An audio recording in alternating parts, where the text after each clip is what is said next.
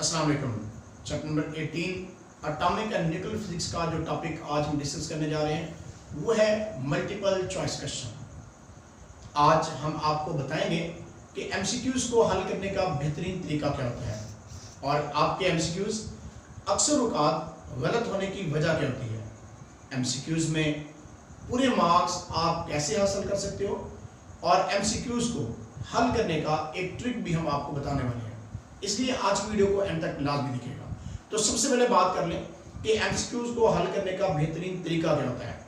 जब भी आपने किसी भी एग्जाम के एमसीक्यूज हल करने हो या किसी भी बुक के एग्जाम आपने एमसीक्यूज को हल करना हो तो आपने सबसे पहले उस आर्टिकल से रिलेटेड जो भी एमसीक्यूज आए हुआ है उस आर्टिकल को आपने अच्छी तरह से स्टडी करना होता है।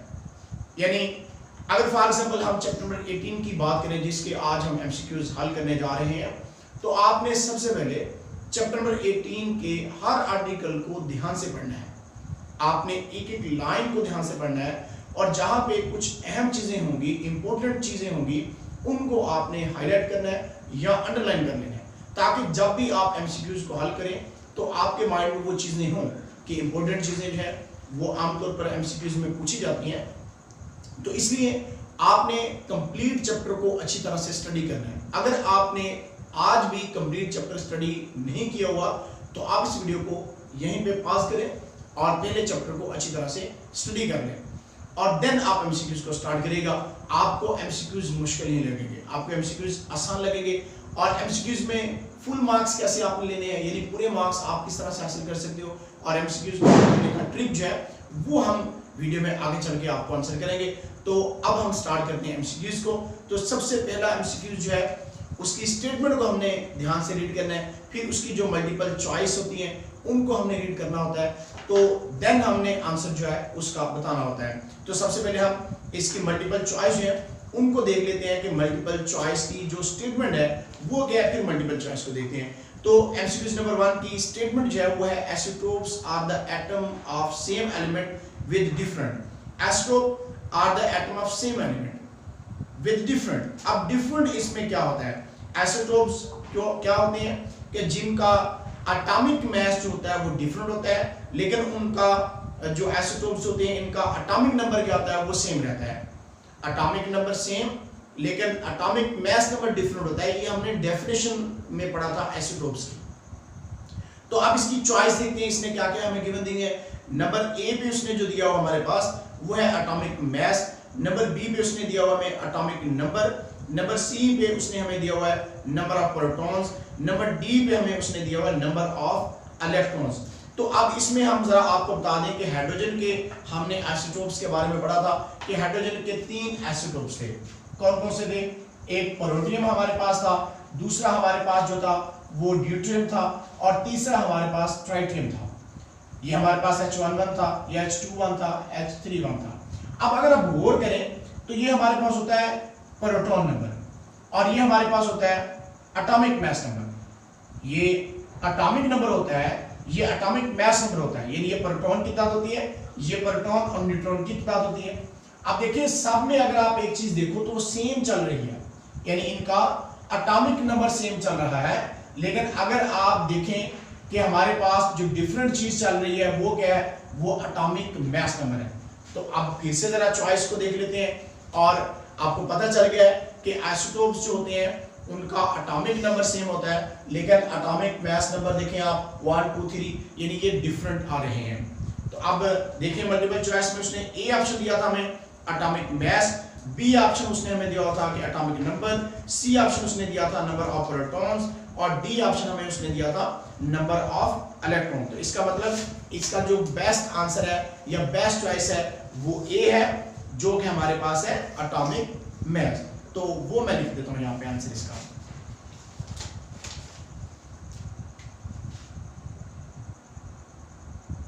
ए एटॉमिक मास।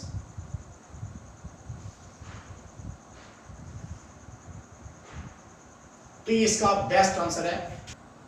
तो एमसीक्यूज नंबर 1 की जो बेस्ट चॉइस हमने लिख दी है वो ए है इसका और वो आंसर है एटॉमिक मास। तो इस तरह से एमसीक्यूज नंबर 1 हमारा कंप्लीट हुआ। तो अब हम एमसीक्यूज नंबर 2 की स्टेटमेंट को रीड करते हैं कि एमसीक्यू नंबर 2 में उसने क्या हमसे पूछा है। कहता है one of the isotopes of uranium is 92 to 38, the number of neutron in the isotope is. Number of neutron आपने इसमें बताना है, और यूरेनियम का जो हमें आइसोटोप उसने गिवन दिया है वो जरा मैं आपको यहाँ पर लिख के फिर आपको बताता हूँ। ये हमारे पास यूरेनियम का आइसोटोप है 238, 92, यानी इसका जो एटॉमिक नंबर है, एटॉमिक नंबर वो 92 है, और इसका जो एटॉमिक मास है वो है 238। एटॉमिक नंबर 92, एटॉमिक मास क्या है 238। अब इसमें देखते हैं कि इसने हमसे पूछा है कि number of neutrons in this isotope. आपने इसमें नंबर ऑफ न्यूट्रॉन बताने हैं कितने हैं। ए ऑप्शन उसने दिया 92, बी ऑप्शन उसने दिया 146, सी ऑप्शन उसने दिया 238, डी ऑप्शन उसने दिया 330। तो अब हम न्यूट्रॉन को निकालने का फार्मूला हम पढ़ चुके हैं, तो उसके बारे में हम बताते हैं कि उस फार्मूले के थ्रू हम देखेंगे कि क्या हमारे पास नंबर ऑफ न्यूट्रॉन्स आते हैं।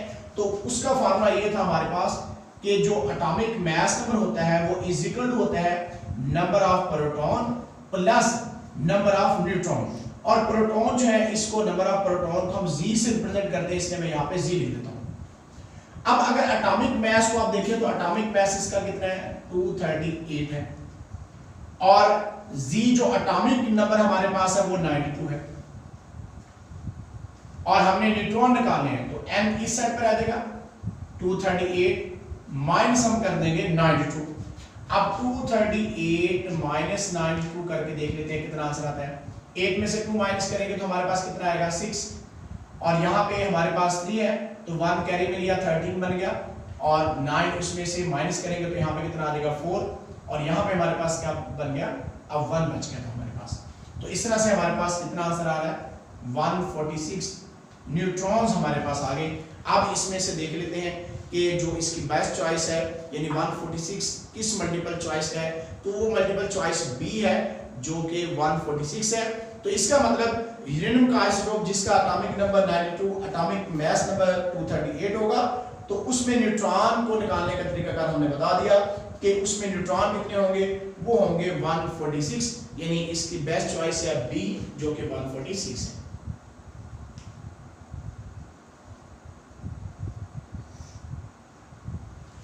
अब हम एमसीक्यू नंबर 3 जो है उसकी स्टेटमेंट को रीड करते हैं।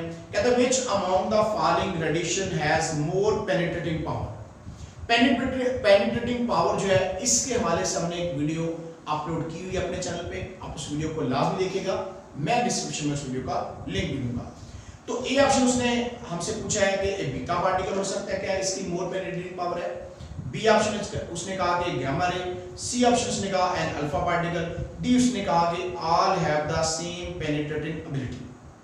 तो पेनिट्रेटिंग एबिलिटी होती है किसी चीज से गुजरने की सलाहियत जो होती है, कि स्ट्रेंथ ऑफ पेनिट्रेट, किसी चीज में से गुजरने की सलाहियत जो सबसे ज्यादा अगर देखा जाए तो वो किस में होती है, वो होती है गामा रे के अंदर, क्योंकि आयनाइजिंग पावर जो है वो सबसे ज्यादा होती है अल्फा में, फिर बीटा में, फिर गामा में आती है। इसलिए जो आयनाइजेशन जिसमें जल्दी नहीं हो रही है तो उसमें पेनिट्रेटिंग पावर क्या होगी, ज्यादा होगी। तो इसलिए इसकी जो बेस्ट चॉइस है वो बी है जो कि गामा रे है। तो इसलिए मैं इसको लिख देता हूं गामा रे।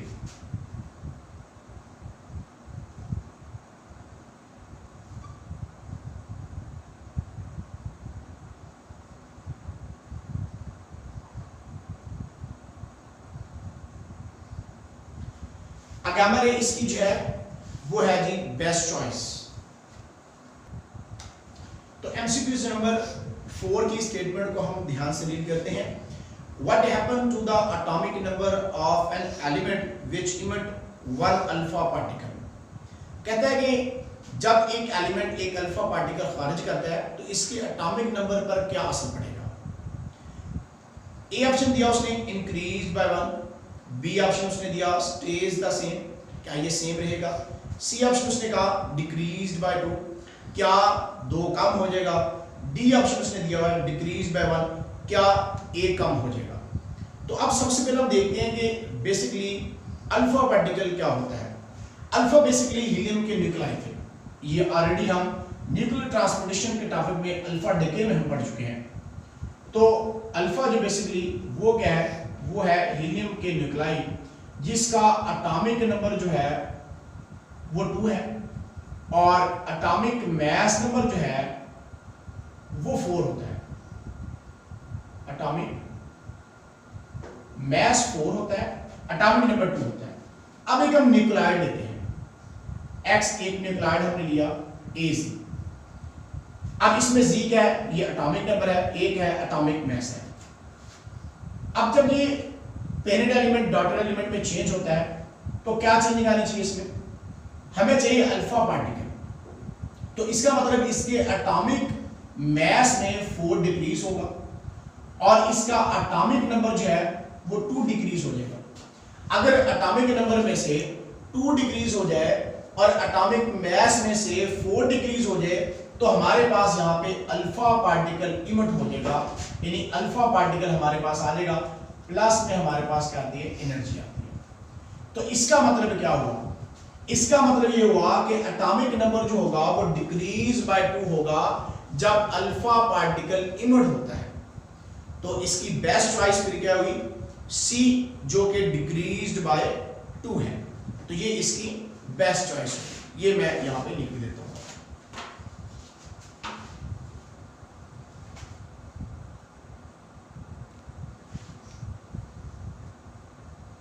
डिक्रीजेस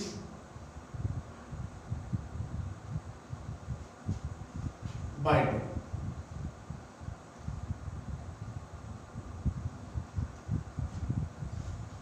अब एमसीक्यूज नंबर 5 की स्टेटमेंट को रीड करते हैं कि एमसीक्यूज नंबर 5 की स्टेटमेंट क्या है। याद रखिएगा, अक्सर औकात स्टूडेंट अपने एमसीक्यूज को गलत इसलिए कर लेते हैं कि वो एमसीक्यूज की स्टेटमेंट को ध्यान से रीड नहीं करते। जब आप एमसीक्यूज की स्टेटमेंट को ध्यान से रीड नहीं करोगे तो आप मल्टीपल चॉइस को टिक करते हुए या फिलिंग करते हुए आप गलती कर जाओगे, इसलिए आपके एमसीक्यूज में फुल मार्क्स नहीं आते। इसलिए आपने जब भी एमसीक्यूज को करना है तो आपने एमसीक्यूज की स्टेटमेंट को ध्यान से रीड करना होता है, मल्टीपल चॉइस को ध्यान से रीड करना होता है, फिर आपने बेस्ट चॉइस को लगाना होता है। अगर आपने एमसीक्यूज में फुल मार्क्स हासिल करने हैं तो आपको ये तरीकाकार अपनाना पड़ेगा। और मैं वीडियो में आगे चल के आपको बताऊंगा कि कौन सी आप ऐसी गलती करते हो जिससे आपने एमसीक्यूज सही भी लगाया होगा लेकिन आपका एमसीक्यूज गलत हो सकता है। तो इसका वीडियो में आगे चल के आंसर देता हूं। तो बहरहाल स्टेटमेंट एमसीक्यूज नंबर 5 की रीड करने जा रहे हैं हम। The half-life of a certain isotope is 1 day. एक मखसूस आइसोटोप की हाफ लाइफ 1 दिन है। What is the quantity of the isotope after 2 days? अब 2 दिन गुजरने के बाद इस आइसोटोप की मकदार कितनी रह जाती है। ए ऑप्शन ने कहा 1/2, बी ऑप्शन ने कहा 1/4, सी ऑप्शन ने कहा 1/8, डी ऑप्शन ने कहा none of these। तो अब हमने हाफ लाइफ को निकालने का एक फार्मूला पढ़ा हुआ था। हमने पढ़ा था n is equal to n naught multiply 1/2 raised to power t। n हमारे पास रिमेनिंग एटम थे और n naught ओरिजिनल थे, मल्टीप्लाई 1/2 की पावर t, इन t उसकी half life, first half life, second half life, third half life या so on. अब यहाँ पे हम देखते हैं कि n is equal to हमारे पास 2 दिन के बाद हो जाए, यानी t हमारे पास 2 है, मल्टीप्लाई 1/2 की पावर 2 हो जाएगा। तो n is equal to n naught multiply 2 की पावर 2 कितना होता है 4। तो इसका मतलब हमारी जो बेस्ट चॉइस है वो है 1/4, यानी उसकी 1/4 वो हो जाएगी क्वांटिटी, यानी what is the quantity of isotope उसने पूछा था आफ्टर 2 डेज, तो 1/4 हो जाएगी, यानी 1/4 हो जाएगी। तो इसकी बेस्ट चॉइस जो है वो बी है जो कि 1/4 है। तो ये मैं लिख देता हूं यहां पे।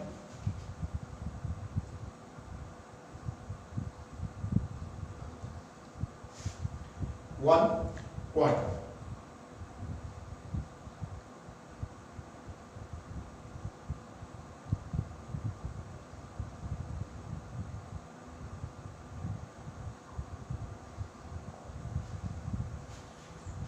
अब हम एमसीक्यूज नंबर 6 की स्टेटमेंट को रीड करते हैं। एमसीक्यूज नंबर 6 की स्टेटमेंट है when uranium 92 proton ejects a beta particle, how many proton will be in the remaining nucleus? जब यूरेनियम जिसमें 92 प्रोटॉन होते हैं इजेक्ट अ बीटा पार्टिकल, जब एक बीटा पार्टिकल को खारिज करता है, how many proton will be in the remaining nucleus, तो आपने बताना है कि उसके जो रिमेनिंग प्रोटॉन्स होंगे वो कितने न्यूक्लियस में रह जाएंगे। तो इसके लिए जरा मैं आपको पहले बता दूं कि बीटा पार्टिकल जो है बेसिकली वो हमारे पास होता क्या है। बीटा पार्टिकल जो है इसका एटॉमिक नंबर कितना होता है और एटॉमिक मास कितना होता है, ये मैं बताता हूं, जरा मैं इसको रेस कर। अब बीटा जो पार्टिकल है बेसिकली वो इलेक्ट्रॉन्स होते हैं और उनका एटॉमिक नंबर और मास नंबर जरा देख लिया कि एटॉमिक नंबर -1 होता है और एटॉमिक मास जो होता है वो 0 होता है। ये पहले मैं लिख दूं जरा, एटॉमिक नंबर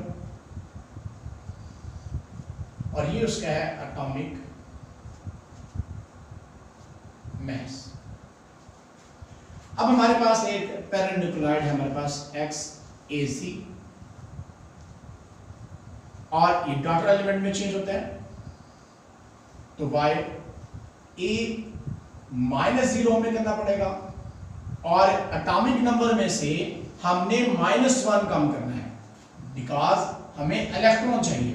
तो Z- जब 1 करूंगा तो यहां पे भी -1 एटॉमिक नंबर, तो इसलिए -1 इस तरह से मैं करके बता देता हूं आपको, देखा जरा Z- हमने 1 करना था लेकिन यहां पे -1 है एटॉमिक नंबर, तो इसलिए माइनस माइनस क्या हो जाएगा, प्लस हो जाएगा। आई थिंक आपको समझ आ गया होगा। अब मैं इसको रीज कर देता हूं,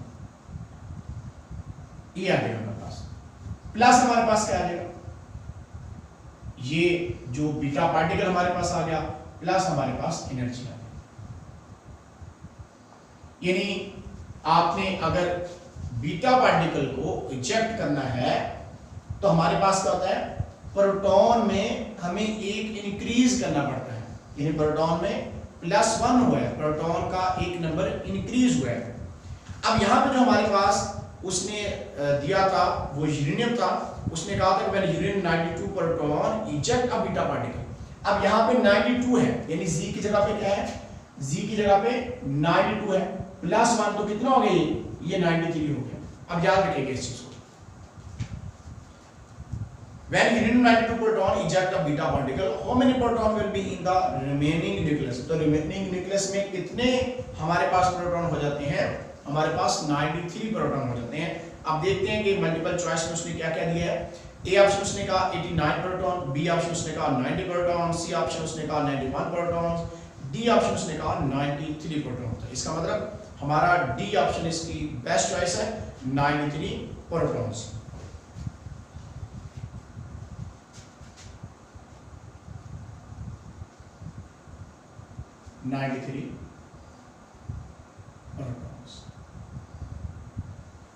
तो इस तरह से हमारा एमसीक्यूज नंबर 6 जो है वो भी कंप्लीट हुआ। एमसीक्यूज नंबर 7 की स्टेटमेंट को रीड करते हैं। कहता है release of energy by the sun is due to, सूरज किस अमल के जरिए एनर्जी खारिज करता है। ए ऑप्शन उसने कहा न्यूक्लियर फिशन, बी ऑप्शन उसने कहा न्यूक्लियर फ्यूजन, सी ऑप्शन उसने कहा burning of gases, D option उसने कहा केमिकल रिएक्शन। अब हमने न्यूक्लियर फिशन के टॉपिक में पढ़ा था कि जब दो छोटे न्यूक्लियाई मिलते हैं तो एक हैवी न्यूक्लियस हमारे पास बनता है। अब वो दो छोटे न्यूक्लियाई कौन से थे, हाइड्रोजन के आइसोटोप्स को हमने देखा था कि हाइड्रोजन के जो आइसोटोप्स होते हैं ड्यूटेरियम और ट्राइटियम। जब ड्यूटेरियम और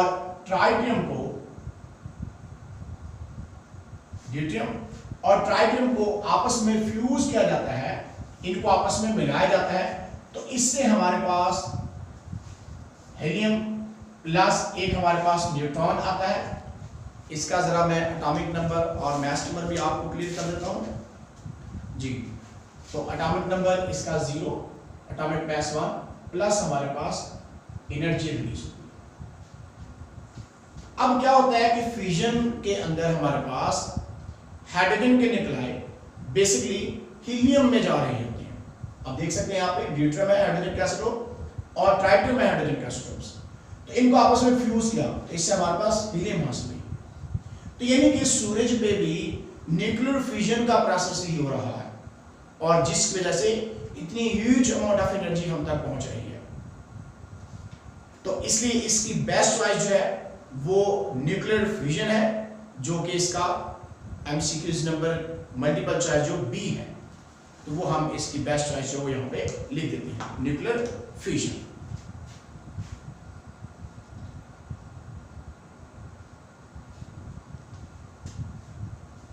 न्यूक्लियर फ्यूजन, इसके स्पेलिंग जरा मैं चेक कर लेता हूँ न्यूक्लियर के।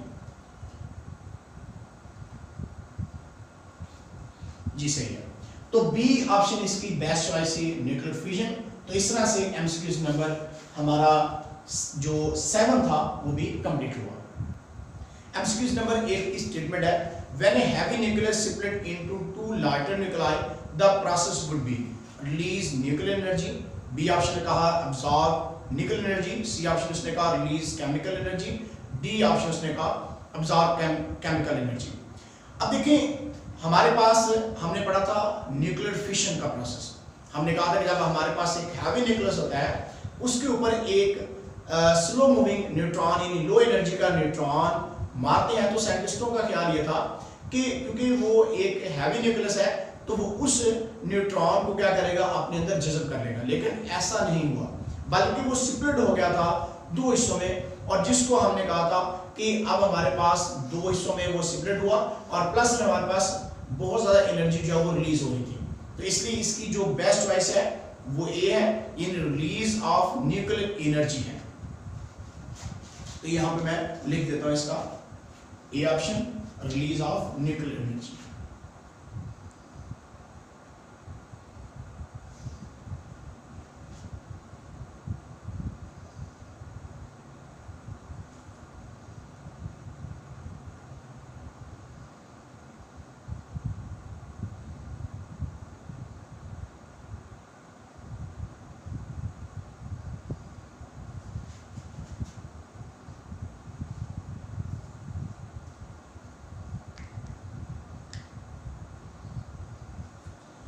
तो इस तरह से एमसीक्यू नंबर 8 जो है वो भी हमारा कंप्लीट हुआ।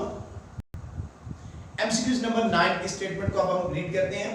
कहते हैं the reason carbon dating work is that, carbon dating किस असूल पर काम करती है। ए ऑप्शन उसने कहा plants and animals are such strong emitter of carbon 14, पौधे और जानवर कार्बन 14 खारिज करते हैं।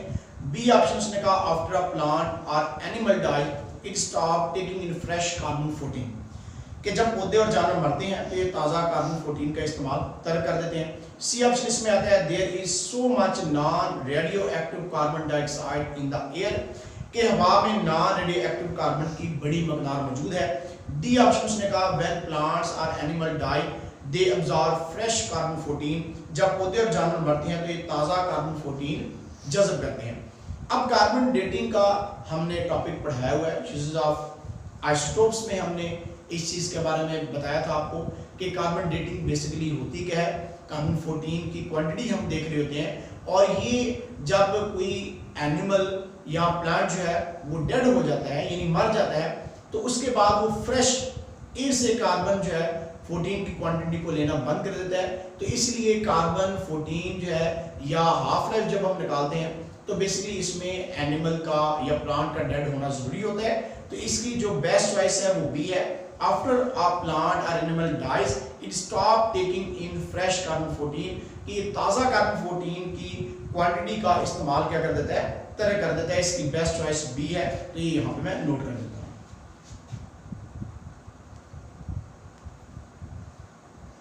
After a plant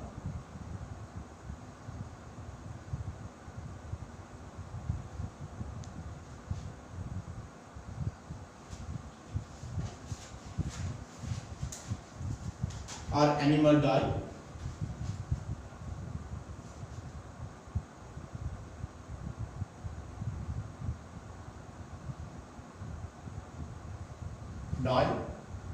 it stop taking in fresh carbon 14, it stop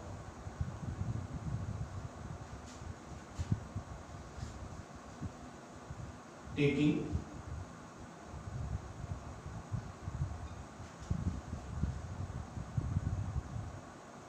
in fresh carbon 14.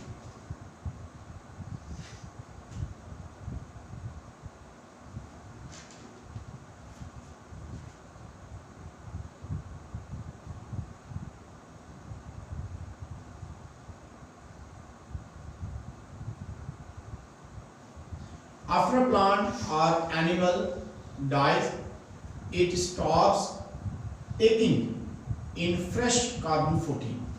यानी जब पौधे और जानवर मरते हैं तो ये ताज़ा कार्बन 14 का इस्तेमाल क्या करते हैं, ये तरक कर देते हैं।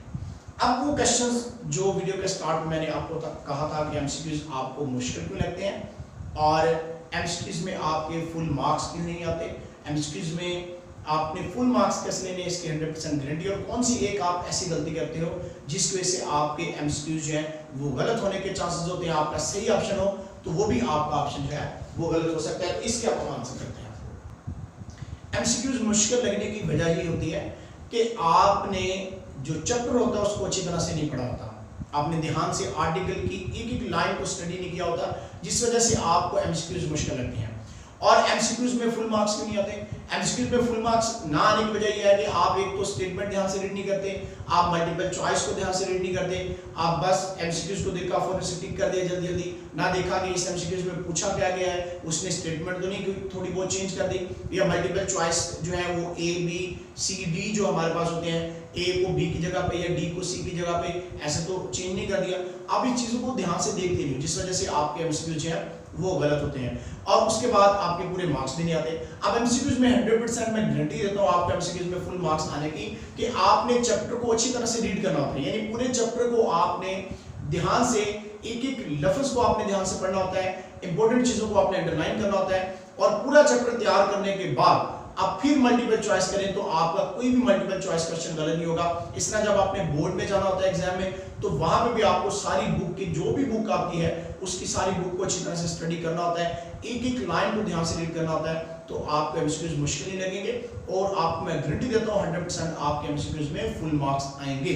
अब वो गलती जिससे आपके एमसीक्यूज सही भी लगा गलत हो जाता है, और एमसीक्यूज में ये अक्सर औकात स्टूडेंट गलती करते हैं, वो ये है कि अगर स्टूडेंट का एक एमसीक्यू गलत हो जाता है तो स्टूडेंट उनके ऊपर इंक गिरा देता है, और जो इन्विजिलेटर होता है उससे बोलता है कि मेरे से गलती से इंक गिर गई है, या एग्जामिनर जो है चेक करने वाला पेपर एग्जामिनर होता है तो उसके ख्याल में ये लाने की कोशिश करते हैं कि एमसीक्यूज मेरे से तो जानबूझ के गलत नहीं लगा, इंक गिर गया, तो उसको ज़ाया कर देते हैं, जिससे आपकी शीट खराब हो जाती है और आपको 0 मार्क्स मिलते हैं। यानी आपने अगर सही ऑप्शन लगाए वो भी आपके गलत हो जाते हैं, इसलिए आपने कभी भी ऐसा नहीं करना। आपके अगर कहीं एमसीक्यूज एक गलत हो गया है तो उसको छोड़ दें, उसकी टेंशन ना लें, आप नेक्स्ट ऑप्शन करें, ना कि आप उसके ऊपर इंक करा के आप सारे एमसीक्यूज जो है वो गलत कर लें। तो इसलिए आपने ये गलती नहीं करनी। तो इस तरह से हमारी एमसीक्यूज की बहुत इंपॉर्टेंट वीडियो आज जो है वो खत्म हुई। तो आज के लिए इतना ही, फिर मिलेंगे इंशाल्लाह, तब तक अल्लाह हाफिज़।